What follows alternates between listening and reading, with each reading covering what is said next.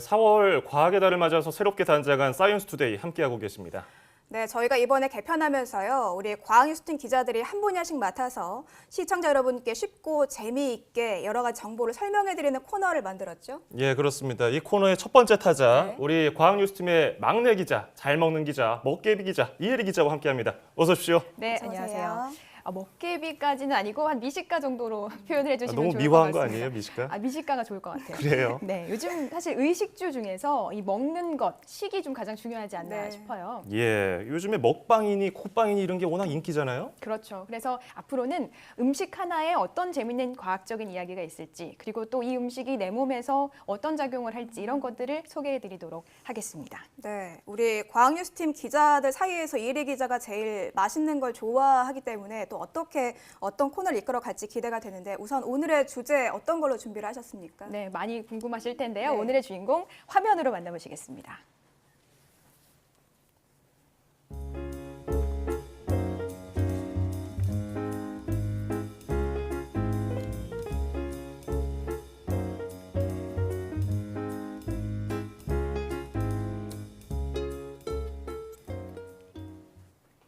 뭐 커피를 볶고 그리고 내리고 소비자에게 전달하는 것까지 아주 향긋한 커피 향이 여기까지 오는 것 같아요. 그렇죠. 오늘 아침에도 커피 한 잔씩 하셨나요?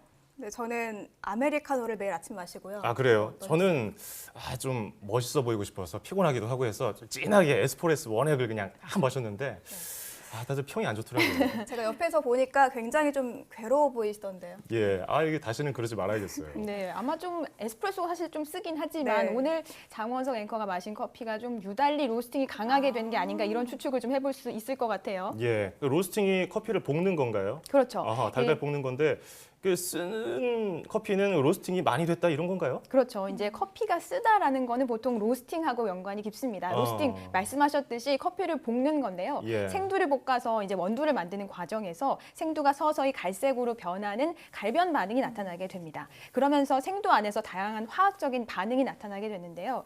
예를 들면 물에 녹지 않은 성분이 물에 녹을 수 있는 상태로 변하게 되는 거죠. 그럼 이게 성분이 변하기도 하고 맛도 달라지는 건가요? 로스팅하면서? 그렇죠. 이제 로스팅 시간이 짧을수록 신맛이 많이 나고요. 서서히 달콤한 향, 캐러멜 향 이런 것들이 나타나다가 로스팅이 강하게 되면 이제 쓴맛이 나타나게 됩니다. 근데 요즘에 커피 전문점 열이면 아홉 열은 다 써요. 그렇죠. 사람들이 좀 강한 맛을 원해서 그런지 로스팅을 많이 하는 것 같은데요. 이게 왜 그러냐면 예. 로스팅을 많이 하면 커피 성분이 잘 우러나기 때문인데요. 그래서 업체들에서는 강하게 로스팅된 원두를 섞어서 사용하는 경향이 있습니다. 근데 저는 쓴 건 잘 못 마셔서 신맛이 나는 커피를 선택하고 싶은데 그럴 때는 어떻게 좀 주문을 하면 좋을까요?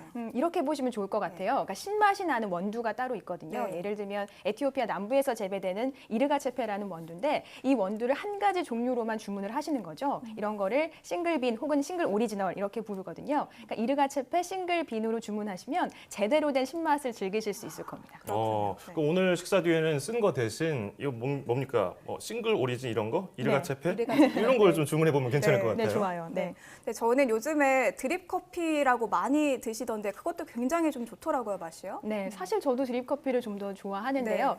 제가 두 앵커께 질문을 한번 드려볼게요. 에스프레소와 드립 커피의 차이는 뭐라고 생각하시나요? 글쎄요, 이게 커피를 잘 모르는 저도 그냥 어림짐작으로 내리는 방식이 좀 다른 거 아닙니까? 맞아요. 네, 사실은 이제 물을 통과해서 우려낸다는 측면에서 봤을 때는 엄밀히 말하면 이제 같은 방식이라고 볼 수 있는데요. 많이들 보셨겠지만 이제 에스프레소 같은 경우에는 기계에서 강한 압력과 뜨거운 물로 단시간에 추출을 하게 됩니다. 네, 그래서 저희가 이렇게 커피 전문점 가보면 에스프레소가 굉장히 좀 걸쭉해 보인다는 생각을 할 때도 많잖아요. 그렇죠. 이제 압력을 이용하기 때문에 물로만 우러나지 않는 성분들도 나오게 되거든요. 예. 이제 기름 같은 것들도 나오게 되는데 커피 마실 때 이제 커피 위에 기름이 좀 둥둥 떠 있는 모습 보셨을 거예요. 네. 이제 이런 기름이 커피 안에 있는 향을 날아가지 못하게 해서 진하고 깊은 커피 향을 즐길 수 있게 해줍니다. 반면에 이제 이런 것들은 칼로리에는 그렇게 영향을 주지 않기 때문에 그래요? 뭐 살찔 걱정은 안 하셔도 될 것 같아요. 다행이네요. 그럼 드립 커피는 어떨까요? 아무래도 천천히 우려내는 거니까 맛과 향이 좀 더 부드럽지 않을까요? 그렇죠. 이제 시간을 좀 두고 천천히 물만을 가지고 우러내니까 향이 좀 날아갈 수는 있어요. 네. 다만 이제 기름은 우러나지 않습니다. 제가 두 가지 커피의 맛을 직접 비교해 봤거든요. 화면으로 함께 만나보시겠습니다. 에스프레소 같은 경우에는 핸드드립 커피에 비해서는 조금 더 농축되고 진한 풍미가 느껴졌고 커피를 마신 뒤에 코에서 느껴지는 커피 향이 굉장히 진했습니다. 반대로 핸드드립 커피 같은 경우에는 마셨을 때 굉장히 마일드한 향미와 그리고 부드러운 목넘김이 인상적이었고 그리고 마신 뒤에 은은한 향기가 굉장히 매력적이었던 것 같습니다. 커피는 역시 취향대로 원하는 대로 마시는 게 좋을 것 같은데 방송 끝나고 제가 커피 한 잔 쏘겠습니다. 네, 좋습니다. 근데 지난번에 보니까 커피를 나오자마자 막 바로 마시더라고요. 성격이 급해서 뜨끈할 때 먹어야 또 더 피로도 풀리는 것 같고요. 네, 제가 커피를 맛있게 즐기는 법 화면으로 담아봤거든요. 함께 보시겠습니다.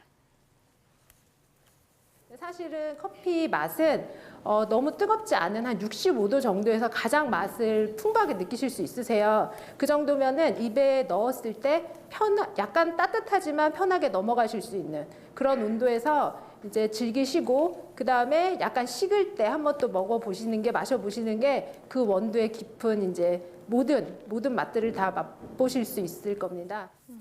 저는 지금까지 커피 맛을 몰랐네요. 너무 너무 뜨거울 때 뜨거운 먹으니까 맛도 모르고 그렇죠. 혀도 데이는 경우도 있고 좀 식었을 때 먹고 네. 너무 뜨거울 때 마시면 또 식도암을 유발할 수 있다 이런 맞아요. 연구 결과도 있고요. 근데 그런 거 하면은 또 커피를 마시면 건강에 좋다, 뭐 암 예방한다 이런 연구 결과도 심심치 않게 들려와요. 네, 맞아요. 이제 커피를 하루에 한 서너 잔 정도 마시면 간암에 걸릴 위험이 한 72% 정도 낮아진다는 연구 결과도 있었고요. 예. 또 커피가 대장암 예방한다는 얘기도 있었고 어허. 최근에는 치매를 치료하고 예방하는 데 효과가 있다는 연구가 나와서 굉장히 주목을 끌었습니다. 네, 암뿐 아니라 치매까지. 지금 이혜리 기자 얘기 들어보면 커피가 정말 만병통치약인가 이런 생각까지 드는데요. 네, 근데 사실 좀 주의해야 될 점이 있어요. 네. 이런 연구들이 순수한 카페인을 가지고 실험을 하는 거기 때문에 우리가 매일 먹는 뭐 설탕 든 커피, 뭐 크림 든 커피는 얘기가 좀 다를 수 있겠습니다.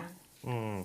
이게 비만한 분들이 뭐 크림이나 설탕 많이 들어간 커피를 무작정 또 마신다고 좋은 건 아닐 것 같아요. 그런 네. 거 영향을 하면 맞아요. 생각을 하면서 마셔야겠죠. 그렇죠. 이제 카페인만 놓고 보면 커피 전문점 커피 같은 경우는 하루에 2~3잔 정도 괜찮고요. 믹스 커피라 부르죠. 인스턴트 네. 커피는 8잔까지도 하루에 괜찮다고 하네요. 네, 오늘 첫 시간이었는데 우리가 매일 마시는 커피 속에 들어있는 재미있는 과학 이야기 잘 들었습니다. 이혜리 기자였습니다. 고생 많으셨습니다.